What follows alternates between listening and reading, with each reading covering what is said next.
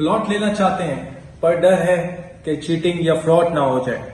ये surety guarantee तो सिर्फ शाह प्रॉपर्टी बैंक दे रहा है। तो आज ही शाह प्रॉपर्टी बैंक आ जाएं, क्योंकि शाह प्रॉपर्टी बैंक दे रहा है गवर्नमेंट की प्रॉपर फाइल, गवर्नमेंट का ही ट्रांसफर, गवर्नमेंट की एनओसी फॉर कंस्ट्रक्शन, वो भी विद पोजीशन। आप आज लें, कल से अपने प्लॉट की तामीरात का काम शुरू करें, वो भी आपकी पहुंच में। अगर लोकेशन की बात की जाए तो अगर आप गुलशन मेमार से जाते हैं तो गुलशन मेमार की बिल्कुल बैक साइड पड़ती है सेक्टर 53 और 54। और अगर आप सरजानी से जाना चाहें तो सरजानी खुदा की बस्ती के बिल्कुल बाद ही आपका गवर्नमेंट का प्रोजेक्ट आ जाता है, जो कि 99 साल लीज प्रोजेक्ट है।